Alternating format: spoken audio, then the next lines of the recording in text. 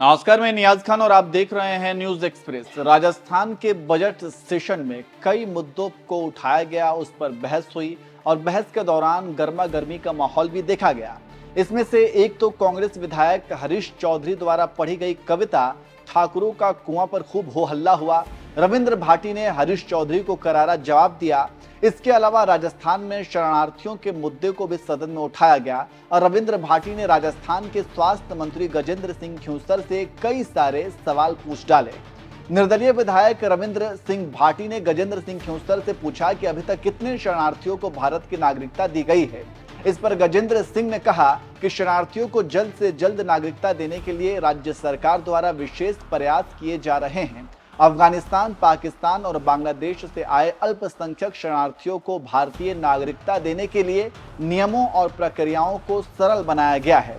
जिला कलेक्टरों को नागरिकता प्रमाण पत्र देने के लिए अधिकृत किया गया है। मंत्री गजेंद्र सिंह खयूंसर के मुताबिक राजस्थान में 2016 से लेकर 2024 यानी कि अब तक 2329 लोगों को नागरिकता दी गई है।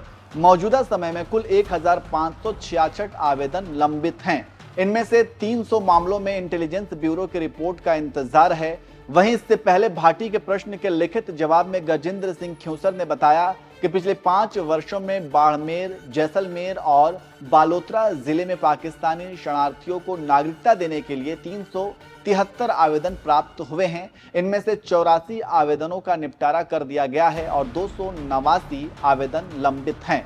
तो इस तरह से रविंद्र सिंह भाटी के पूछे गए सवालों का गजेंद्र सिंह खयूंसर ने कुछ इस तरह से जवाब दिया है। इसके अलावा आपको बता दें कि कांग्रेस विधायक हरीश चौधरी के एक बयान के बाद राज्य में जातिवाद की सियासत भी तेज हो गई। दरअसल जब वो बजट सेशन के दौरान बोल रहे थे तो उन्हें ठाकुर का कुआं पढ़कर कविता सुना दिया, जिसके बाद कहा जाने लगा कि ये ठाकुर कौम का अपमान है और इसका कड़ा विरोध शिव से निर्दलीय विधायक रविंद्र सिंह भाटी ने किया। दरअसल कांग्रेस विधायक हरीश चौधरी ने क्रांतिकारी कवि ओम प्रकाश वाल्मीकि की कविता ठाकुर का कुआं पढ़कर सदन के अंदर ही सुना दिया और कह दिया कि हम आरक्षण के नाम पर दर्द बयां करते हैं तो हंसी उड़ाई जाती है। 80% संसाधन ऊंची जातियों के पास है, हम पिछड़ों के पास क्या है? हम लोग जो ओबीसी में पिछड़े आते हैं उनका क्या है? केवल 17% मिला। नौकरियों में रोस्टर के नाम पर खेल किया जाता है। ओबीसी वोट के समय ही याद आते हैं। बस यही बोलते हुए उन्होंने ठाकुरों का कुआं कविता पढ़ते हुए कह दिया कि जो दर्द कविता के जरिए बयां किया गया है वही दर्द इस बजट को पढ़कर दिखेगा। हमारा क्या है? हमारा कुछ नहीं है, सब कुछ ठाकुर का है। हरीश चौधरी ये बोल ही रहे थे कि निर्दलीय विधायक रविंद्र सिंह भाटी ने टोकते हुए बोल दिया कि रिफाइनरी कौन खा गया। बात किलों महलों की चल रही थी। मैं कहना चाहूंगा कि यह किले महल शौर्य की गाथा के प्रतीक हैं।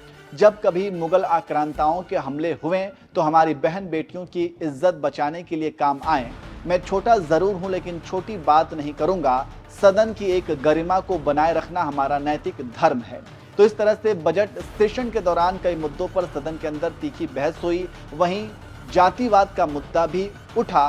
वैसे सदन के अंदर जिन मुद्दों पर बहस हुई और खासकर ठाकुर का कुआं कविता पर जो बवाल मचा, उस पर आप क्या कहेंगे? कमेंट करके जरूर बताएं।